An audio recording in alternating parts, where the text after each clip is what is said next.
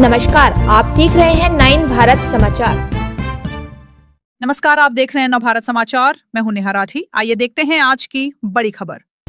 Transgender Pushpita लाया ने कहा कि अगर ट्रांसजेंडरों को आशीर्वाद दिया जाए तो अच्छी चीजें होंगी और अगर उन्हें शाप दिया जाए तो बुरी चीजें होंगी। ऐसे में मैं एक ट्रांसजेंडर हूं और वारंगल शहर में बाढ़ के कारण मुश्किलों का सामना कर रहे लोगों के साथ खड़ी हूं। वारंगल के हंटर रोड स्थित बॉबी फंक्शन हॉल में एक मीडिया सम्मेलन आयोजित किया। इस अवसर पर बोलते हुए उन्होंने कहा कि विलय किए गए गाँव को सहित वारंगल शहर में जीतने वाले कांग्रेस पार्टी के 4 विधायक एक सांसद को शासन करने के योग्य नहीं हैं। उन्होंने दिलचस्प टिप्पणी की कि उन्होंने एक ट्रांसजेंडर होने के नाते अपनी चिंता व्यक्त की और उचित प्रशासन सुनिश्चित करने के लिए आपको साड़ी, हल्दी, केसर और काज भेजने के लिए तैयार है। उन्हें इस बात पर गुस्सा था कि बाढ़ के लिए आपने जो कमीशन लिया वह इसका सबूत है। उन्हें इस बात पर गुस्सा था कि वह विधायक और सांसद हाइड्रा को वारंगल शहर तक पहुँचने से रोक रहे थे। వరంగల్ జిల్లాలో వర్షాల కారణంగా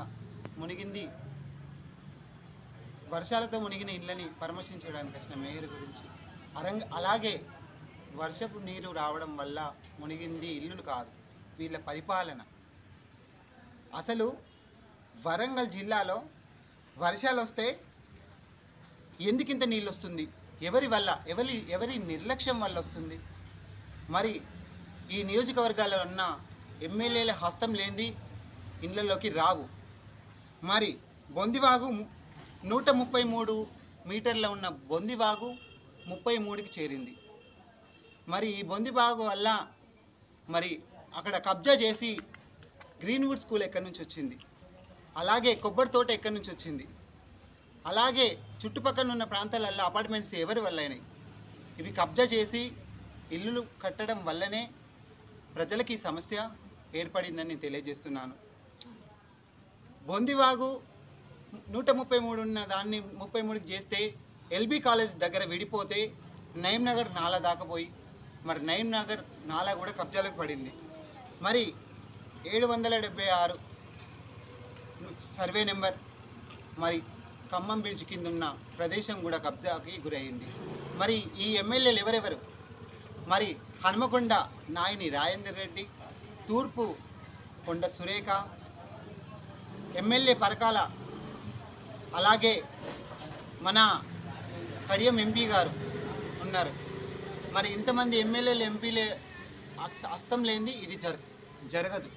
కేవలం ఇది కమిషన్స్ కోసమే ఇలాంటి దుష్పరిస్థితి మనకు ఎదురైందని నేను తెలియజేస్తున్నాను. ప్రజలందరికీ తెలుసు ఎవరెవరు ఈ కబ్జాదారులు, ఎవరెవరు చేసేది అనేది ప్రజలందరికీ తెలుసు. కాబట్టి మేము గట్టిగా ఇది ప్రజాగలం, ప్రజల గొంతు, ఇది ఎవరు ఆపడానికి వీలు లేదని నేను తెలియజేస్తున్నాను. మరి హైడ్రా వచ్చిందని హైదరాబాద్కు మాత్రమే పరిమితమని నేను అడుగుతున్నాను. మరి ఇక్కడికి హైడ్రా వచ్చి ఇక్కడున్న సమస్యలను కూడా, ఇక్కడ కబ్జా చేసిన వాళ్ళను కూడా పరామర్శించి ఖచ్చితంగా ఈ కబ్జాదారులపైన యాక్షన్ తీసుకోవాలని నేను తెలియజేస్తున్నాను. ప్రజలందరూ ఒక్కరోజు వర్షానికే ఈ నగరం మునిగిపోతే ఒక ఇంట్లో ఒకరోజు కూలి చేసుకుంటేనే తినేటోడు, వాళ్ళకి ఇల్లు మునిగిపోతే ఇంట్లో సామాన్లు ఎన్ని ఖర్చు అయిపోతాయి? ఇంటింటా మేయర్ గారు వచ్చి పరామర్శించి 15,000 సీఎం గారు వచ్చారు, సీఎం గారు వచ్చి చేతులు ఊపిపోతే మాకు న్యాయం కాదు. మేయర్ గారు వచ్చిపోతే నేను ఫోటోలు దిగిపోతా అంటే మాకు పని కాదు. మా సమస్య ఏంది? ఈ భూ కబ్జాలు చేసిన వాళ్ళపైన చట్టరీత్యా చర్య తీసుకోవాలి. ఇందులో 5గురు హస్తం ఉంది. తూర్పు ఎమ్మెల్యే కావచ్చు, పరకాల ఎమ్మెల్యే కావచ్చు, నాయని రాజేందర్ రెడ్డి కావచ్చు, అలాగే కడియం ఎంపీ గారు కావచ్చు, ఇక్కడ ఉన్న ఎమ్మెల్యేల హస్తం ఇది. మరి ఎమ్మెల్యేలకు చేత కావట్లేదా? పరిపాలన చేత కాకుండా చెప్పండి. ట్రాన్స్జెండర్ కమ్యూనిటీలో మేము చోటిస్తాం, ప్రజల గలమై మేము ప్రజల ముందుకు వస్తాం. ట్రాన్స్జెండర్స్ల దాంట్లో మీకు సగ భాగాన్ని మేము ఇస్తాం, రండి. మరి మీకు చేత కాకుంటే పరిపాలన